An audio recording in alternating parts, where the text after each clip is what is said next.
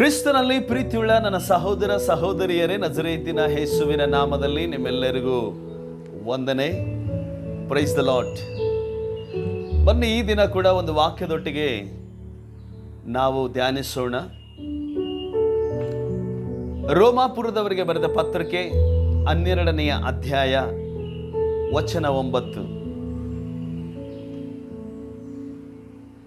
ನಿಮ್ಮ ಪ್ರೀತಿಯು ನಿಷ್ಕಪಟವಾಗಿರಲಿ, ಕೆಟ್ಟತನಕ್ಕೆ ಏಸಿಕೊಂಡು ಒಳ್ಳೆಯದನ್ನ ಬಿಗಿಯಾಗಿ ಹಿಡಿದುಕೊಳ್ಳಿರಿ ಎಂಬುದಾಗಿ ಪೌಲನು ರೋಮಾಪುರದವರಿಗೆ ಬರೀತಾ ಇದ್ದಾನೆ.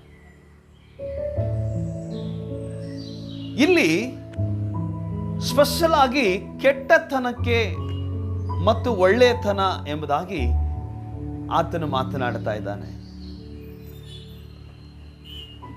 ಹೌದು ಪ್ರೀತಿಯುಳ್ಳ ದೇವಜನರೇ, ಈ ಕೆಟ್ಟತನ ಎಲ್ಲಿಂದ ಪ್ರಾರಂಭವಾಗ್ತದೆ, ಈ ಕೆಟ್ಟದ್ದು ಎಲ್ಲಿಂದ ಬರ್ತದೆ ಎಂಬುದಾಗಿ ಆಲೋಚನೆ ಮಾಡುವಾಗ ಇದು ದೇವರಿಂದ ಬರ್ತಕ್ಕಂಥದ್ದಲ್ಲ, ಇದು ದುಷ್ಟ ಸೈತಾನನಿಂದ ಬರ್ತಕ್ಕಂಥದ್ದು. ಹೊಟ್ಟೆ ಕಿಚ್ಚಾಗಲಿ, ಇನ್ನೊಬ್ಬರಿಗೆ ಅನ್ಯಾಯ ಮಾಡುವುದಾಗಲಿ, ಇನ್ನೊಬ್ಬರ ಕುಟುಂಬವನ್ನ ಹಾಳು ಮಾಡುವುದಾಗಲಿ, ಇನ್ನೊಬ್ಬರಿಗೆ ಕೆಟ್ಟದನ್ನ ಬಯಸುವುದಾಗಲಿ, ಇನ್ನೊಬ್ಬರ ಹೆಸರನ್ನ ಅನ್ಯಾಯವಾಗಿ ಹಾಳು ಮಾಡುವುದಾಗಲಿ, ಇನ್ನೊಬ್ಬರ ಹೆಸರನ್ನ ಅಪಪ್ರಚಾರ ಮಾಡುವುದಾಗಲಿ, ಇದೆಲ್ಲ ದೇವರಿಂದ ಬಂದಿರತಕ್ಕಂಥದ್ದಲ್ಲ. ಇನ್ನೊಬ್ಬರ ಹೆಸರನ್ನ, ಇನ್ನೊಬ್ಬರ ಕುಟುಂಬದ ವಿಷಯದಲ್ಲಿ ಹಿಂದೆ ಮಾತಾಡುವುದಾಗಲಿ, ಇದೆಲ್ಲ ದೇವರಿಂದ ಬಂದಿರತಕ್ಕಂಥದ್ದಲ್ಲ, ಇದು ಸೈತಾನನಿಂದ ಬಂದಿರತಕ್ಕಂಥದ್ದು. ದೇವರಿಂದ ಕೆಟ್ಟದ್ದು ಬರಲಿಕ್ಕೆ ಸಾಧ್ಯನೇ ಇಲ್ಲ. ಸೊ ದೇವರಿಂದ ಯಾವಾಗಲೂ ಒಳ್ಳೆಯದೇ ಬರುವಂಥದ್ದಾಗಿದೆ.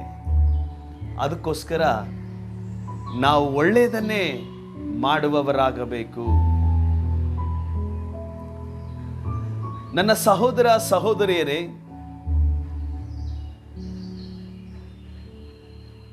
ಕೆಟ್ಟತನಕ್ಕೂ ಕೂಡ ಒಂದು ಶಕ್ತಿ ಇದೆ. ಯಾಕೆ ಅಂತಂದ್ರೆ, ಒಂದು ಕೆಟ್ಟದ್ದನ್ನು ನಾವು ಜನರಿಗೆ ತಿಳಿಸುವಾಗ, ಒಂದು ಕೆಟ್ಟದ್ದನ್ನ ಜನರಿಗೆ, ಸುಳ್ಳನ್ನು ನಾವು ಜನರಿಗೆ ತಿಳಿಸುವಾಗ ಅದು ಬೇಗನೆ ಪ್ರಬಲವಾಗಿ ಹರಡುತ್ತದೆ.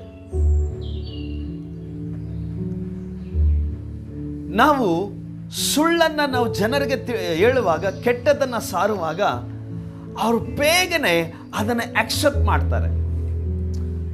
ಹಲ್ಲೆಲೂಯ. ಆದರೆ ಒಳ್ಳೆಯದನ್ನು ಅವರಿಗೆ ಹೇಳುವಾಗ ಅದು ಬೇಗ ಅವರು ಆಕ್ಸೆಪ್ಟ್ ಮಾಡುವುದಿಲ್ಲ. ಒಂದು ಕಡೆಗೆ ಕೆಟ್ಟತನಕ್ಕೂ ಶಕ್ತಿ ಇದ್ರೆ, ಇನ್ನೊಂದು ಕಡೆ ಒಳ್ಳೆತನಕ್ಕೂ ಒಂದು ಶಕ್ತಿ ಇದೆ. ಒಳ್ಳೆತನ ಬಂದಿರತಕ್ಕಂಥದ್ದೆಲ್ಲ ಅದು ದೇವರಿಂದ ಬಂದಿರತಕ್ಕಂಥದ್ದು. ಇನ್ನೊಬ್ಬರಿಗೆ ಉಪಕಾರ ಮಾಡುವುದಾಗಲಿ,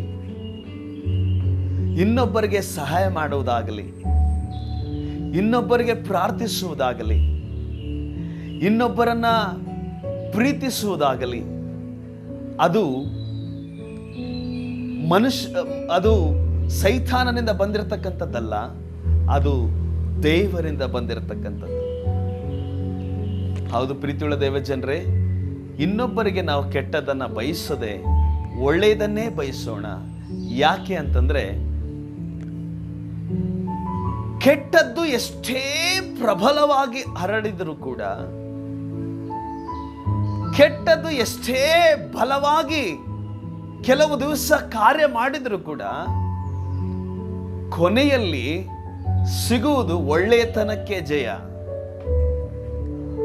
ಲಾಸ್ಟ್ ಅಲ್ಲಿ ಸಿಗುವುದು ಸತ್ಯಕ್ಕೆ ಜಯ.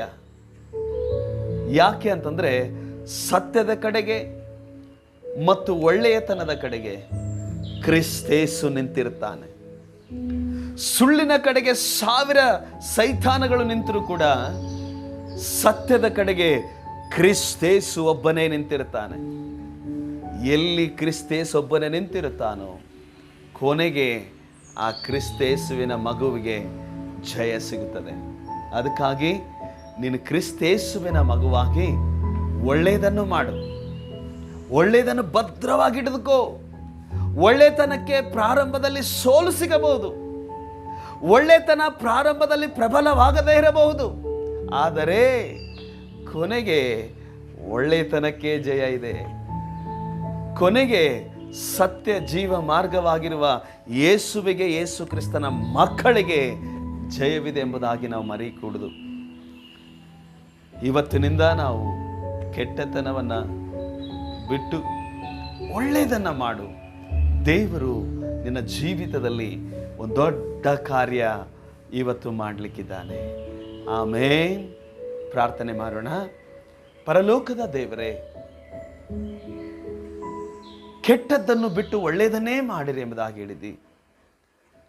ನಿನ್ನ ಒಳ್ಳೆತನದ ವಾಕ್ಯವನ್ನ ನಾವು ಧ್ಯಾನಿಸ್ತಾ ಇದ್ದೇವೆ. ಪರಲೋಕದ ತಂದೆಯಾದ ದೇವರೇ, ಈ ವಿಡಿಯೋವನ್ನು ವೀಕ್ಷಿಸ್ತಿರುವಂಥ ಎಲ್ಲ ನಿನ್ನ ಮಕ್ಕಳಿಗೂ ಕೆಟ್ಟದ್ದನ್ನು ಬಿಟ್ಟು ಸ್ವಾಮಿ ಒಳ್ಳೆಯ ಕಾರ್ಯಗಳನ್ನು ಮಾಡಲಿಕ್ಕೆ ಅವರಿಗೆ ಪ್ರೇರೇಪಿಸು.